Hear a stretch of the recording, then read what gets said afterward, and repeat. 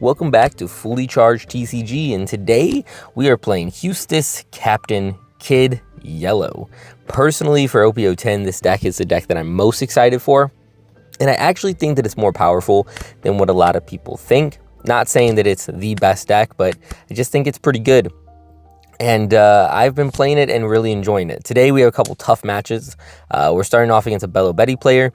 He's going to go ahead and poke for 5. I was kind of debating what I wanted to do here, but for me, I was like, you know what? I'm going to go ahead and take an early hit here, which might be a mistake, but I have a lot of 2Ks and a Basil Hawkins, and I just didn't want to burn a 2K so early, and I didn't want to burn my blocker so early.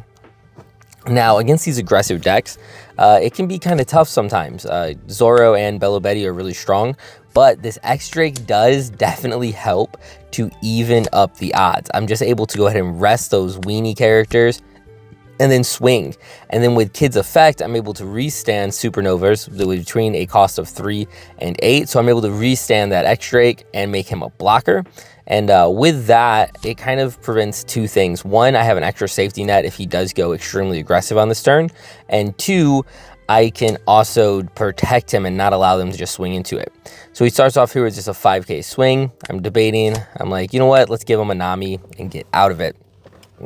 Now, if you're wondering what kind of the theme of the deck is simply a really defensive deck that has a lot of burn effects. So you are able to kind of starve your opponent, control the board, and then begin to burn them with your 8-cost kids and your Basil Hawkins that you can turn into blockers.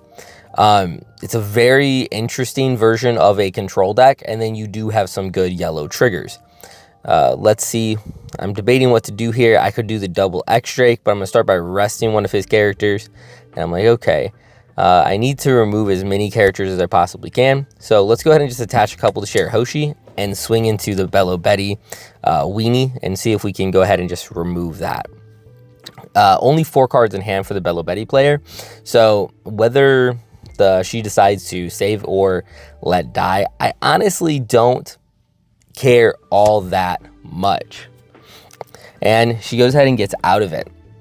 Yeah, I would have preferred her to take it, but I'm okay with it. Now I can swing 5 into the Birdman, whose name I cannot pronounce correctly, and then go ahead and just play a Basil Hawkins and give that Basil Hawkins a blocker, and he has the effect that on KO, I get to trash one of my opponent's life. So really, really interesting. It makes it kind of difficult for him this turn because if he goes in, I have that blocker to burn a life.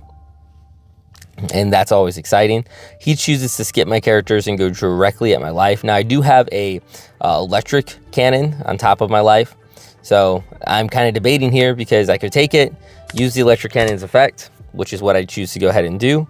And then also it sets me up where my leader effect will be back to being active. And I really don't mind being at 2 life here because of, there we see the Basil Hawkins effects come into play. I go ahead and block and burn. I really don't mind being at 2 life because of the fact that we are 1, late into the game, and 2, because he has so few cards in hand. I'm also a 4K leader, so that makes it hard to defend, but I do have the ability to get out of the attack, and that's what I do to stay at 1 life. Now, with that, I'm kind of looking, going, okay, I have a couple options because I have Triforce Law that can heal me back up to 2, and I have the ability to potentially remove most of the valuable characters on his board. So I go for a 5 for 5. Well, we're going to just test hand. This game was pushing me to the limits because I probably didn't play it 100% correct because I'm still a little bit new with this deck, but I'm going, okay, I need to remove as much as I can, and my hand was, I felt like I was in a good position because of his hand size. But only 1 life. He has 3. It's still looking pretty scary for your boy, I'm not going to lie. Now, I am going to put the deck list for this Eustass Captain Kid down in the description down below. But just know that it's still a working list. And I normally don't like to show off the list until I have it to something I'm a little bit more comfortable with. But I've been having a lot of success with this list, so I feel like I'll show it off, but just with the caveat that it may not be 100% perfect. Then I'm going to go ahead and just swing 6 with Share Hoshi. Because he took the 1 hit prior, I just assumed that he did not have any counter in hand. If not, he probably would have saved that character. So now I put him in a position where I have a blocker and he only has 2 current attacks. And then I also get the lucky flip and hey, look, there's beige. Now, even if I didn't have beige there, I would still be able to block 1 attack, combo out of 1 attack, and take 1 attack. So I was definitely not dying on that turn. And then I'm going to go ahead and take life to use the beige to just prevent the Bello Betty from being able to attack. And the reason why I chose to do that over the dragon, you might be thinking that's kind of weird, it's because Bello Betty's just not as powerful as dragon, and with him having 0 cards in hand, I want to remove dragon. Because of the fact that I have Shirahoshi, I know that the following turn, if I play ace and heal, or do any healing effect whatsoever, he can't necessarily kill me. And if he has some way to remove Shirahoshi, like top deck something, which I don't think Bello Betty really runs to like KO her or remove her, I would just get that life back. So I was like, you know what, I'm in kind of an interesting position to go ahead and just play Kid and or play Ace. And if you notice here, I'm just grinding resources and just constantly clearing board. I've left him at 3 life because I know, hey, you know what? I have an 8 cost Kid. I have a 7 cost Law. I'm gonna start burn damaging things. I like try to use my fact and then remember, oh wait, Ace is not a supernova. So he goes ahead and plays a Ivankov, the new one, which I didn't really know what it did, so I kind of clicked there and was reading, and then drop down the guy that looks like the Mad Hatter. And then he swings 6. 6k swing, I can get out of it with a 2k, no problem. And then he just passed his turn. I was like, okay, makes sense. But now I'm in a really interesting position because I can heal if I want to, and I can X-Drake, or I could burn damage and have a blocker, or I could play Law and then play Viola. So a lot of different options. I'm kind of mapping out my turn in my head, thinking like, hey, what do I want to do? And I decided, you know what? Let's just swing 5 with the Shirahoshi because he has 0 life, and I have numbers. So I was like, okay, I can swing 10 with Ace, and then as long as there's no trigger, I can go ahead and just go in. I was like kind of considering all my options, and then I realized, wait a minute, I think I have game on board. So that is an example of just how to grind out your opponent and then win. Also, if I make any mistakes while commentating this, it's really early in the morning. So I start off the game. I love going second, and I love dropping Shirahoshi in this deck on just turn 1. Playing against Shanks. Shanks is such a strong leader. I've been playtesting it. Spoiler alert, that is going to be the next video you see on this channel, is me piloting Shanks. So, also, it's been a while since I've posted, so if you're stuck around, I appreciate you guys. Life was lifing, but I'm back, and I intend to be more consistent and more active than ever. And a lot of great stuff. I'm ready to compete at high levels. I'm ready to play this game along with other games. And also, I will have my website up soon because I'm also vending and selling cards and the whole nine. I'm doing a lot of things. So yeah, YouTube's back.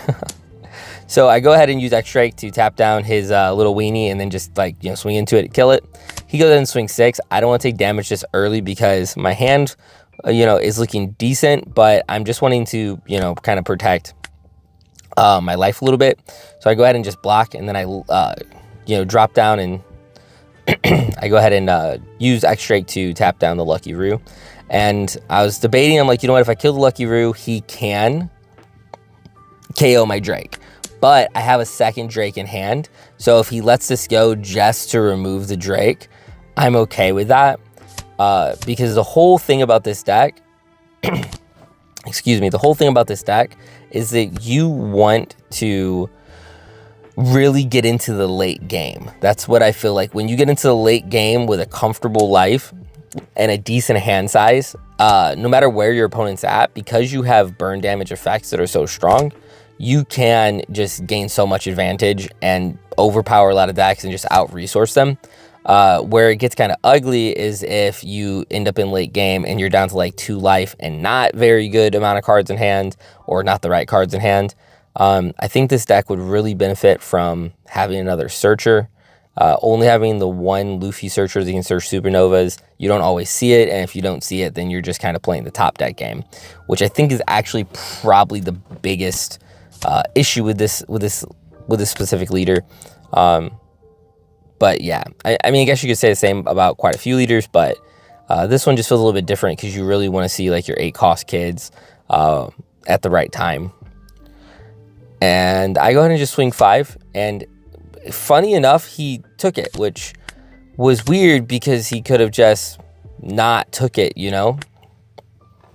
He's Shanks. He could just hit me with that glare, and my guy suddenly cannot do anything.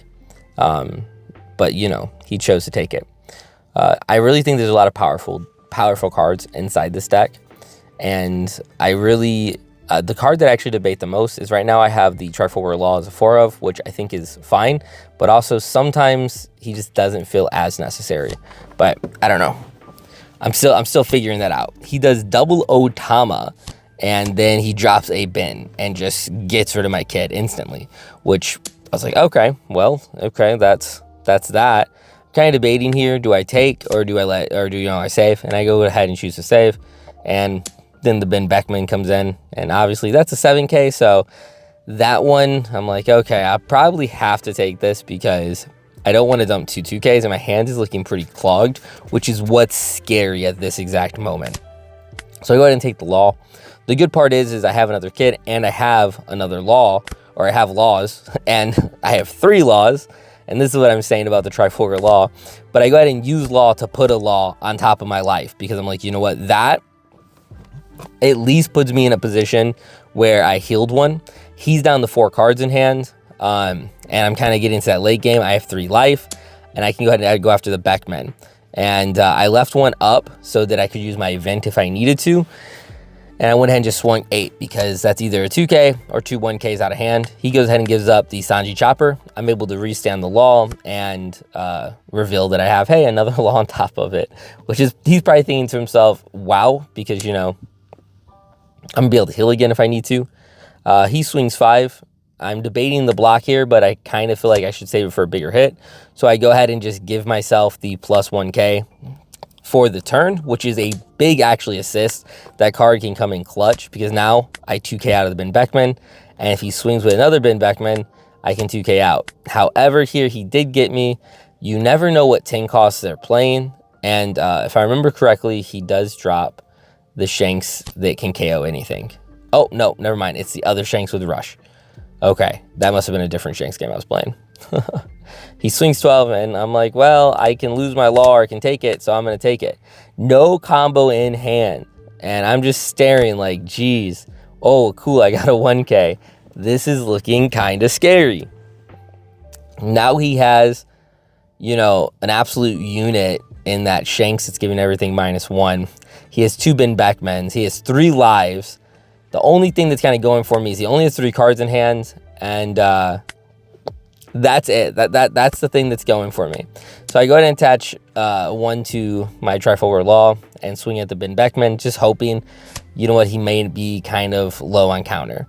And then I'm like, all right, the only option here for me is to go ahead and do a second law, use it to put one on my leader, and then I might as well load up and get another swing at a Ben Beckman and just kind of sitting here going, Shanks runs a lot of bricks, so maybe I can get past this. And he gets out of it, and that's kind of scary, but I do get to restand my Triforce Law, revealing the 3rd law, and at this point, I probably let my opponent know, oh, this guy's probably pretty bricked up. We're both down to 3 lives, 3 cards in hand, but his board is a lot more scary. So this game is just going to come down to the wire. He goes ahead and swings 5, and that was like, okay, I can get out of a 5K swing. So that is, you know, I'm debating though the free block, but I go ahead and give up the 1K because I believe that's the wiser move here. And then he drops down the Silver's Rayleigh, and this is scary. I'm not gonna lie, this is pretty scary. And he goes with a Ben Beckman for 9, and I just eat it. I'm like, okay, I'm gonna eat that. I'm gonna go ahead and eat the Shanks too. Wow. So just looking at the 2 board states, I'm trying to analyze what I can do here. I would need 4 hits to connect. I have 3 hits on board, and my guys are minus to Oblivion. So I have the ace option. I have the kid option. They could, like, you know, burn a life. But if I drop the kid, then obviously I can't play ace, which means I would just, you know, could potentially lose. But if I play ace, I do get to heal one, and I will be able to restand a card to get a blocker. So I'm like, you know what? Let's drop ace and go after Ben Beckman. We are still pressuring board because it's really the only thing I could kind of do. And I'm just trying to remove at least one attack, you know, from him on his next turn, because it's pretty scary. His board is scary, but I got lucky. I think he was bricked. Then I go ahead and swing at leader, and he uses his leader effect to make my leader invalid. Then I swing 6, and that one got through, and I was like, okay, that's pretty cool. Then I just go ahead and restand my law blocker and pass, leave him just with 2 life. Reason being is that I know that I am starting to reach the point in the game where I might just die if I can't close out the game soon. So I wanted to preserve my 2 attacks, because my thought process is if he removes the ace like he just did, on the following turn, I can technically drop 8-cost kid, burn him for 1 life, and have 3 potential swings. And if he's dead, you know, if he's bricked up, then I could close out the game that way. And then I have my blocker for a last case scenario where it's like, okay, I can, you know, potentially block out of attack if I need to. So he drops down the second Rayleigh, which is just like, geez Louise, can I catch a break? And then he swings 7 at me. I can get out of this if I want to. So I was kind of considering it, but I don't remember what I decided to do actually at this exact moment. So let's watch in real time together. I'm so nervous. I mean, I know how the game ends, so, but still, I'm just nervous. Okay, now you're taking way too long. Okay, then I go ahead and just combo the 3 to get out of it. That's what I thought, because then the Rayleigh comes in and I take the hit. So here I am, and I'm going to draw a card, and I'm thinking, okay, well, I have Kid, and I technically could drop Viola to be another blocker if I need to. So I start off with a 6K swing with Law.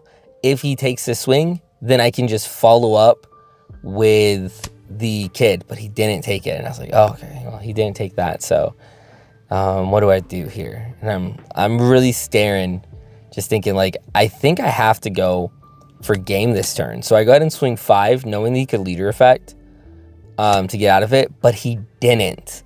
And that is the kind of play where I was like, oh, okay, you didn't leader effect, so you're saving it, but now I can Kid to burn your last life, and I can attach 2 to my Triforward Law and swing in. And it's a very slim chance of me winning this, but I have a 7K swing, and I'm like, does he have it? All he needs is a 2K and leader effect, but he did not have it, and I won the game.